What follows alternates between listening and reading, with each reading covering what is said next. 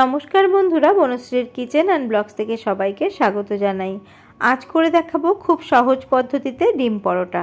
আর ডিম পরোটা আপনারা সকলেই বানাতে জানেন, আমি যেভাবে বানাই সেটাই শেয়ার করব। ভিডিওটি পুরো দেখার অনুরোধ রইল। আশা করি আপনাদের ভিডিওটি খুব ভালো লাগবে। আসুন দেখে নেওয়া যাক আমার আজকের এই রেসিপি। ডিম পরোটা বানানোর জন্য এখানে আমি 1 কাপ ময়দা নিয়ে নিয়েছি। আপনারা চাইলে আটা দিয়েও বানাতে পারেন। এর মধ্যে স্বাদ অনুসারে বা 1/4 চা চামচ লবণ দিয়ে দিলাম। লবণটাকে ভালো করে ময়দার সাথে মিশিয়ে নিচ্ছি। 1 টেবিল চামচ রিফাইন্ড অয়েল দিয়ে দিলাম। দিয়ে খুব ভালো করে ময়দার সাথে তেলটাকে মিশিয়ে নেব।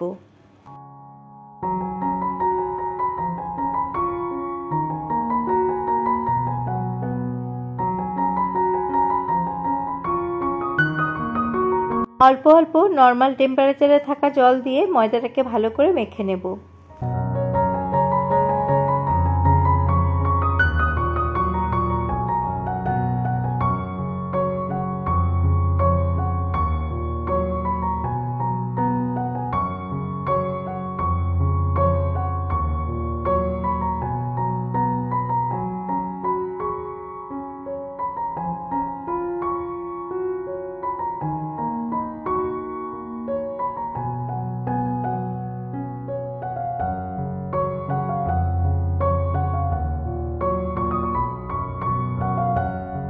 ময়দাটাকে ভালো করে মেখে নিয়েছি। এবার কয়েক ফোঁটা তেল ওপরে দিয়ে দিচ্ছি। তেলটা ভালো করে ছড়িয়ে দিচ্ছি। ছড়িয়ে দিয়ে এটাকে ঢাকা চাপা দিয়ে মিনিমাম 15 থেকে 20 মিনিট রেখে দেব।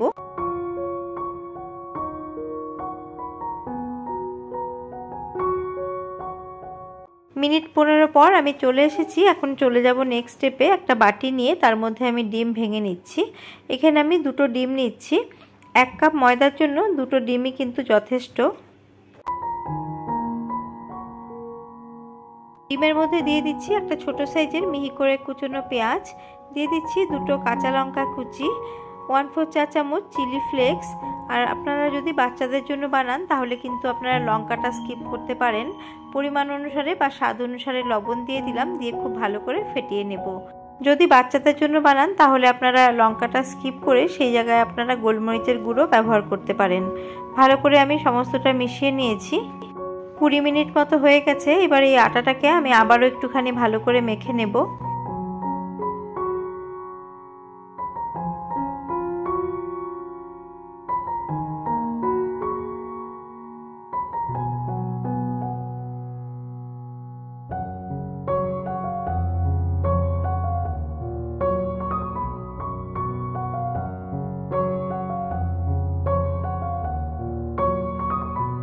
এক কাপ আটা থেকে আমি 4টে লেচি বানিয়ে নিয়েছি। এখন আমি পরোটাগুলো বেলে নেব।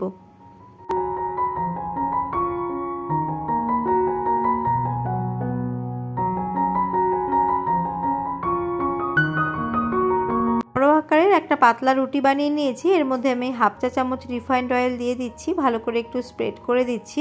আপনারা চাইলে এর মধ্যে ঘি বা বাটারও দিতে পারেন তেলের বদলে। তারপরে ওপরে আমি শুকনো ময়দা দিয়ে দিচ্ছি। ময়দা দিয়ে আমি একটুখানি হাতের সাহায্যে ছড়িয়ে দিচ্ছি।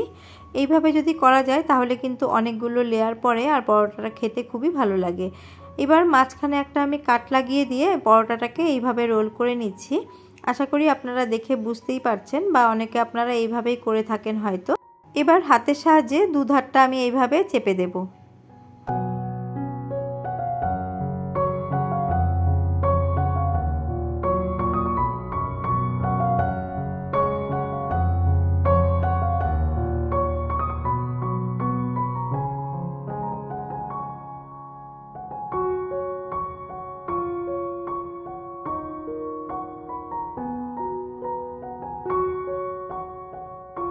দেখুন পরোটা কিন্তু খুব পাতলা করিনি, একটু মোটা মতো রেখেছি।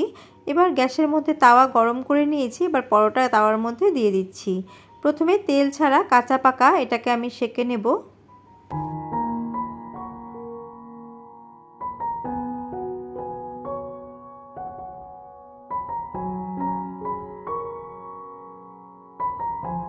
পরোটার 2 সাইডটা যখন একটু লাল লাল ভাব হয়ে আসছে তখন আমি এর মধ্যে তেল দিয়ে দিচ্ছি।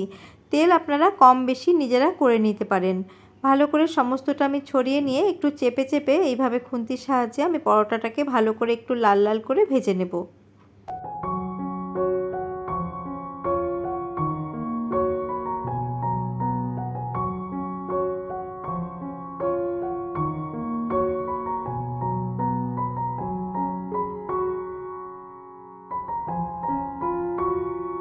দুটো সাইডেই ভালো করে লাল লাল করে পরোটাটা ভেজে নিয়েছি। এবার একটা সাইডে এইভাবে ডিমের গোলাটা দিয়ে দিচ্ছি।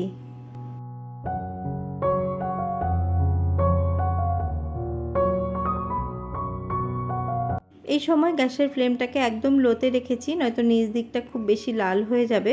আরেকটা সাপোর্ট নিয়ে এইভাবে আমি পরোটাটাকে উল্টে নিলাম। এবার পরোটার এই সাইডেও আমি ডিমের গোলা দিয়ে দিচ্ছি। বন্ধুরা, আপনারা চাইলে একটা সাইডেও ডিমের গোলা দিয়ে বানাতে পারেন বা দুটো সাইডেও বানাতে পারেন।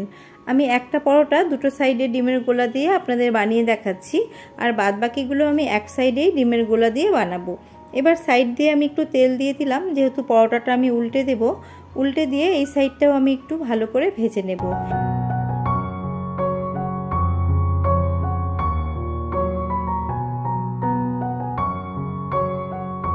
একটা ডিম পরোটা আমার একদম রেডি হয়ে গেছে। আমি এখন অন্য পরোটাগুলোও একইভাবে ভেজে নেব।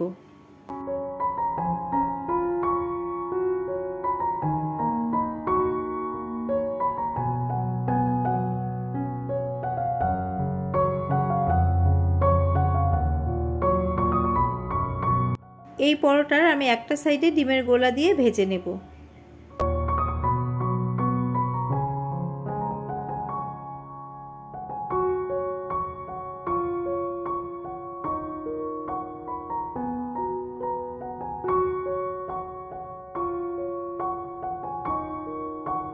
রেডি হয়ে গেল আরেকটা পরোটা। এইভাবে আমি সমস্ত পরোটাগুলোকে ভেজে নিচ্ছি। ডিম পরোটা আপনারা এমনিও খেতে পারেন, বা আপনারা এর সাথে টক দই বা এর সাথে আপনারা সসও খেতে পারেন। রেসিপিটি আপনাদের কেমন লাগলো জানাতে ভুলবেন না। যদি ভালো লেগে থাকে একটি লাইক করবেন, আর যদি কোনোদিনও না খেয়ে থাকেন অবশ্যই একবার খাবেন। দেখুন এইখানে কতটা লেয়ারযুক্ত পরোটাগুলো তৈরি হয়েছে। পরোটাটা যেহেতু ওইভাবে বেলা হয়েছে তার জন্য কিন্তু প্রচুর লেয়ার হয়েছে, আর অনেকক্ষণই কিন্তু সফট থাকবে। নতুন কোনো বন্ধুর আমার ভিডিওটি ভালো লেগে থাকলে সাবস্ক্রাইব করে পাশে থাকার অনুরোধ রইল। আবারও আমি হাজির হয়ে যাব অন্য কোনো রেসিপি নিয়ে বা ব্লগস নিয়ে। আজ এই পর্যন্তই, নমস্কার।